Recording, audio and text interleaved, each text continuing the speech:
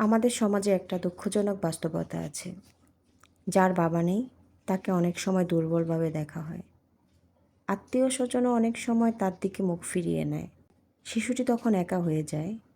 কিন্তু ভাবুন তো, আপনি কতটা ভাগ্যবান, আপনার সন্তান আপনাকে পাশে পেয়েছে।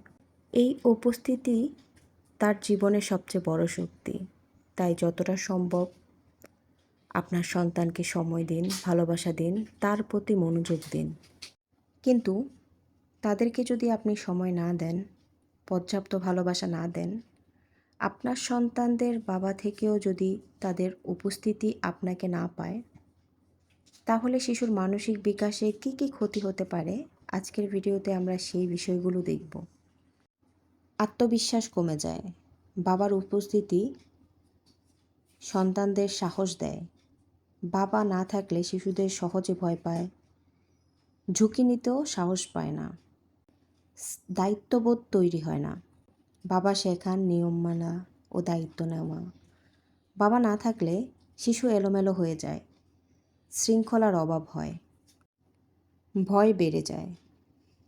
বাবা হচ্ছে শিশুকে মানসিক শক্তি যোগান করে, কিন্তু বাবার অনুপস্থিতিতে শিশু মনে ভয়, দুশ্চিন্তা বেড়ে যায়। সামাজিকতার দিক থেকে পিছিয়ে পড়ে। বাবারা সন্তানকে বাইরের জগতে পরিচয় করান। বাবা না থাকলে শিশু আত্মমুখী হয়ে যায়, অন্যদের সঙ্গে মেলামেশা করতে কষ্ট হয়। বাবা হচ্ছে শিশুদের রোল মডেল। শক্তিশালী রোল মডেল হারায়। শিশু বাবাকে দেখে দেখে কিভাবে দায়িত্বশীল হতে হয়। বাবার অনুপস্থিতিতে শক্তিশালী রোল মডেল না পাওয়ায় জীবন গঠনে পিছিয়ে পড়ে। তাই আপনার সন্তানকে মানসিক বিকাশে শুধু মায়ের ভালোবাসা নয়, বাবার উপস্থিতি একেবারে অপরিহার্য। যার বাবা নেই সে দুর্বল নয়। সঠিক সহায়তা পেলে তার ভেতর থেকে জন্ম নেয় আরও বড় শক্তি। আর যার বাবা আছে, আপনি সত্যি ভাগ্যবান।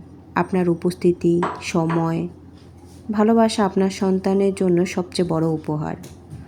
পাশে থাকুন, যত্ন নিন, কারণ আপনার উপস্থিতি তার ভবিষ্যতের জন্য মূল শক্তি।